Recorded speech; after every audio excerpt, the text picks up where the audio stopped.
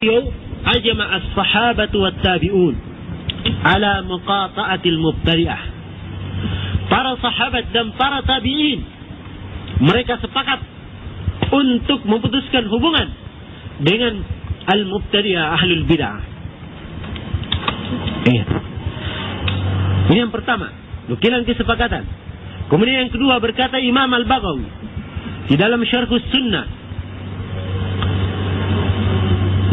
kata beliau, qad madat as-sahaba wat-tabi'un wa atba'uhum wa ulama'us sunan ala hadha mujmi'ina muttafiqina ala mu'adati ahli al-bidah wa muhajaratihim.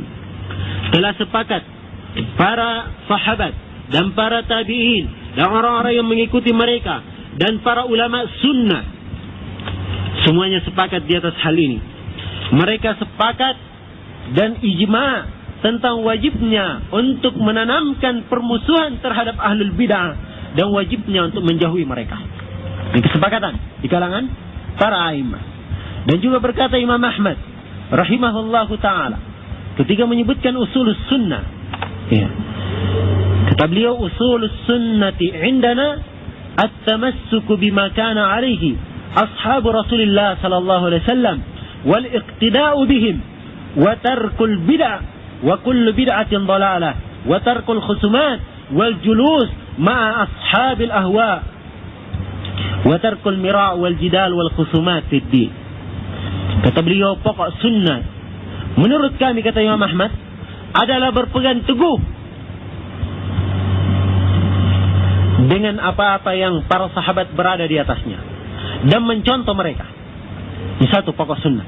Kemudian watarkul bid'ah, meninggalkan segala jenis bid'ah, dan setiap bid'ah adalah sesat. Kemudian meninggalkan al-khusumat, perdebatan, dan meninggalkan duduk bersama ahlul ahwa. Ini pokok sunnah. Ini artinya pokok sunnah menurut Imam Ahmad. Ini adalah usul pokok di kalangan ahli sunnah wal jamaah. Siapa yang menyelisihinya, maka dia akan keluar dari deretan ahli sunnah wal jamaah. Ya. Nah, dan juga berkata Imam Abu Abdullah Muhammad Ibn Zamanin di dalam kitab beliau Usulus Sunnah, kata beliau, walam yazal ahli sunnah ya'ibuna ahlal ahwa'il mudillah wa yanhauna an mujalasatihim wa yakhafuna fitnatahum. Ya.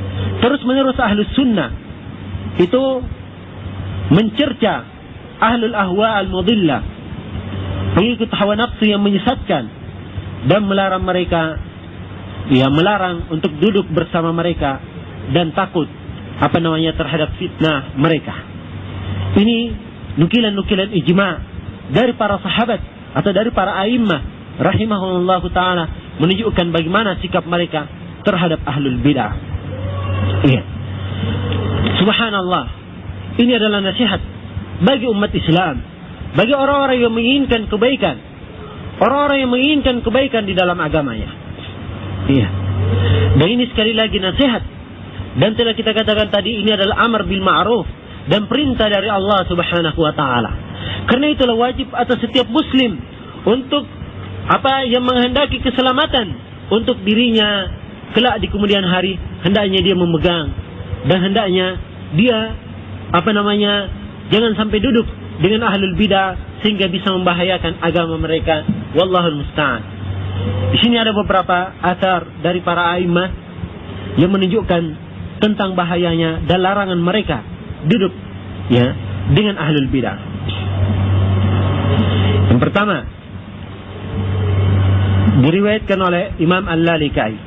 Tapi lafaz yang saya akan baca ini dari Mizanul I'tidal, di biografi Amr bin Ubaid Al-Mu'tazili, salah seorang ahli bidah. Dari Imam Asim Al-Ahwal, dia berkata, saya duduk bersama Qatadah Ibn Di'amah. Qatadah ini salah seorang imam besar. Fadzakara Amr bin Ubaid, maka disebutkan setelah itu Amr bin Ubaid, atau fadzukira Amr bin Ubaid, ada menyebut Amr bin Ubaid. Begitu ada yang sebut Amr bin Ubaid, fawaqa'a fi, langsung Qatadah sikat Amr bin Ubaid. Ya. Mencercanya, kemudian menerangkan ini orang mubtadi dan seterusnya. Asim al-Ahwal, ya, kemudian berkata, qultu la aral ulama yaqau ba'dukum fi ba'd. Katanya, saya melihat tidak pantas para ulama sebagian dari mereka menghantam sebagian yang lainnya. Ya. Maka kata Qatadah bin Di'amah radhiyallahu taala anhu, ya Ahwal, wahai kamu Ahwal, awala tadri anna ar-rajula idza btada'a bid'atan yanbaghi an yudhkar hatta yuhaddar. Ya.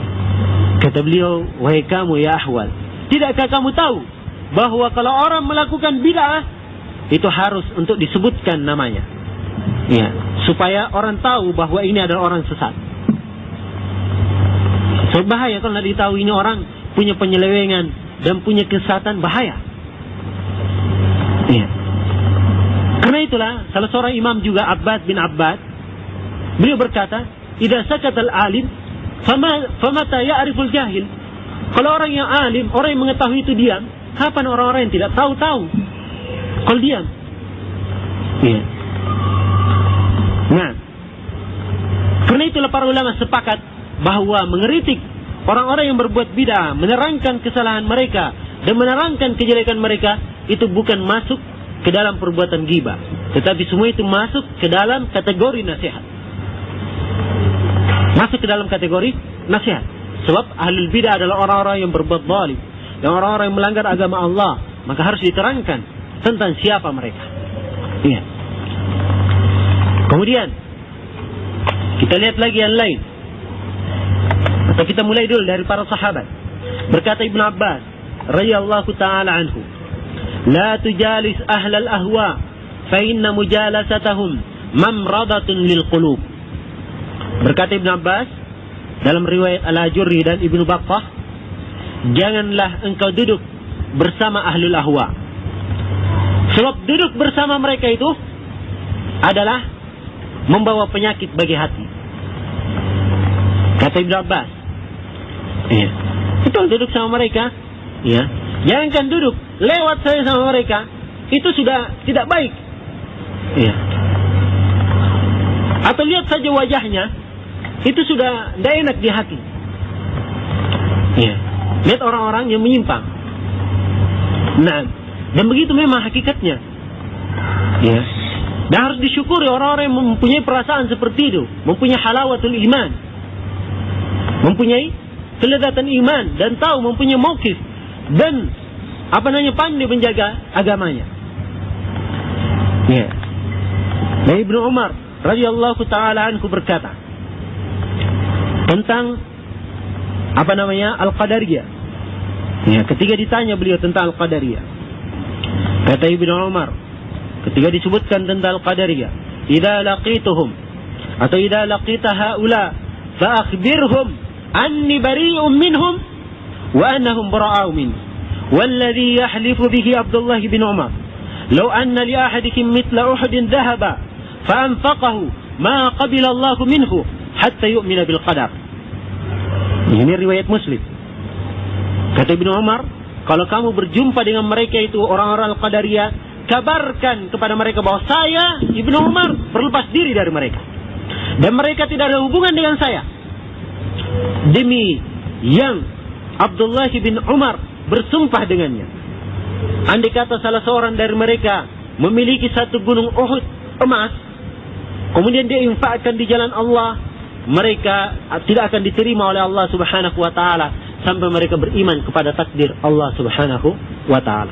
Lihat ini kerasnya Abdullah bin Umar radhiyallahu taala anhu terhadap ahlul bid'ah. Nah, dan di antara para a'immah rahimahullahu taala yang keras di dalam mentahdir bid'ah ini, menjelaskan bagaimana mauqif, ya, dan bagaimana pendirian ahli sunnah wal jamaah terhadap ahlul bid'ah dan duduk terhadap ahlul bid'ah. Ya. Dari Al-Hasan Al-Basri dan Ibnu Sirin, keduanya berkata, la tujalisu ashab al-ahwa wa la tujadiluhum wa la tasma'u minhum.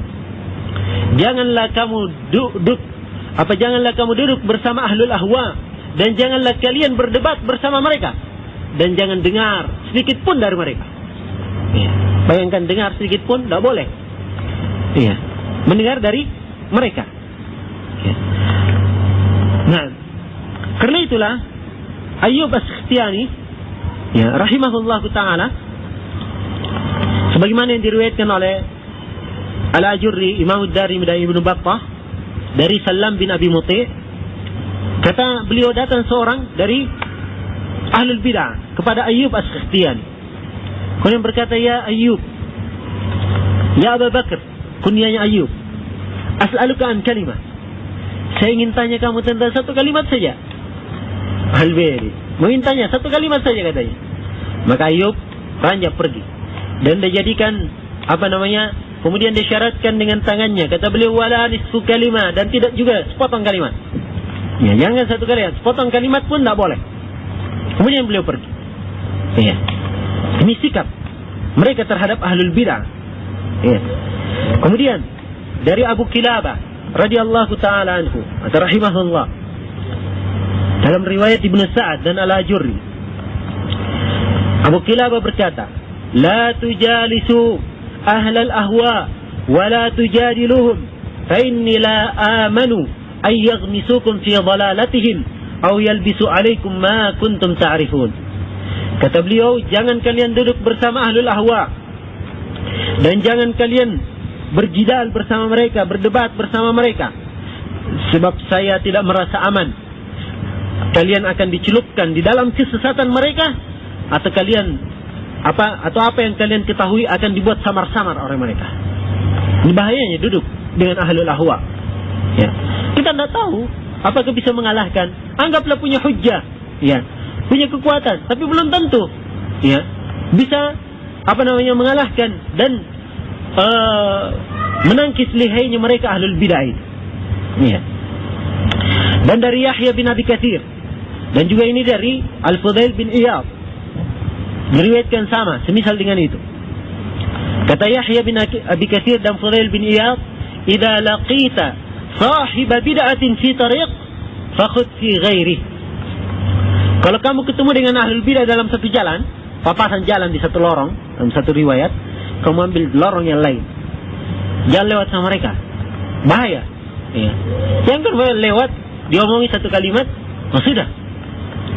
Ya. Sangat berbahaya sekali kalimat-kalimat itu. Langsung melengket di dalam hatinya. Wah, apalagi jawabannya ini. Ya. Pusinglah satu pekan cari jawabannya. Ya. Untung kalau masih pusing, kalau langsung diamalkan bagaimana? Waliyadzubillah, akan menjadi sesat dia dengan bid'ah orang ini. Ya. Karena itulah para a'immah sangat tegas sekali. Ya. Sebab ahlul bid'ah ini seperti yang dikatakan oleh Muhammad bin Sirin dalam riwayat Al-Lalikai, "Law kharaja ad-dajjal la ra'aita annahu sayatba'uhu ahlul ahwa." Kata Ibnu Sirin, andai kata Dajjal keluar nanti, yang ikuti dia akan diikuti oleh ahlul ahwa, oleh ahlul bidah. Ya. So mereka ini orang-orang yang tidak tetap hatinya, orang-orang yang bimbang di atas agamanya.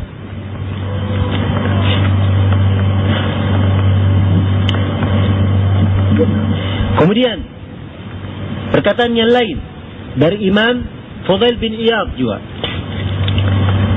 Imam Fudail bin Iyad berkata, "Man jalasa ma sahibi bid'ah fahdharhu, wa man jalasa ma sahibi bid'ah lam yu'ta al-hikmah. Wajibun wa uhibbu an yakuna baini wa baina sahibi bid'ah hisnun min hadid." Ya, kata beliau. Kata beliau, siapa yang duduk bersama ahlul bidah, hati-hati kamu dari dia. Ya. Kalau duduk bersama ahlul bidah. Dan siapa yang duduk bersama ahlul bidah, dia tidak akan diberikan hikmah, tidak akan mendapatkan manfaat. Dan Fudail bin Iyad, dan beliau ini adalah salah seorang imam besar, apa kata beliau? Dan saya senang kalau saya ini ada tirai terbuat dari besi menghalangi saya, ya jangan sampai ada ahlul bidah yang dekati saya. Iya. Ini orang-orang yang kuat agamanya. Ya, apalagi kita yang penuh dengan kelemahan. Iya. Jadi masalahnya, ini masalah ahlul bidah ini, ya, selain dari bahayanya mereka, dan harus kita menanamkan kebencian kepada mereka, karena mereka ini membuat perkara baru dalam agama, mereka dimurkai oleh Allah Subhanahu wa taala, juga bisa membahayakan agama kita.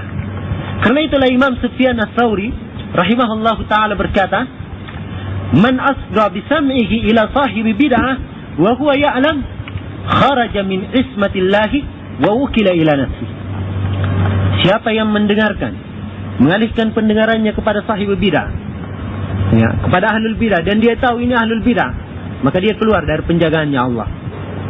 Sudah keluar dari penjagaan Allah Subhanahu wa taala. Iya. Dan juga Sufyan Ats-Tsauri berkata, siapa yang mendengar suatu bid'ah, jangan dia ceritakan kepada teman duduknya. Ya, sebab bahayanya itu. Nah, ini juga dari perkara yang baik. Ya, jangan sampai dia, oh saya tadi ketemu dengan si fulan dari jemaah ini, oh saya dikasih syubhat lagi, disebutkan sama temannya, akhirnya temannya sama-sama bingung, iya, dengan syubhat ini. Ini tidak boleh. Ini namanya menjatuhkan seseorang itu di dalam suatu kerancuan, ya, dan bisa berdosa dia kalau melakukan hal tersebut.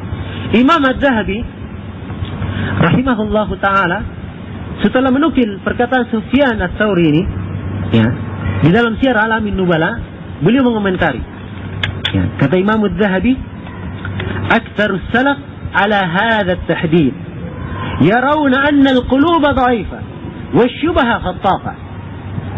Kata beliau, kebanyakan para ulama as-salaf di atas tahdir ini, tahdir dari ahlul bidah. Kenapa?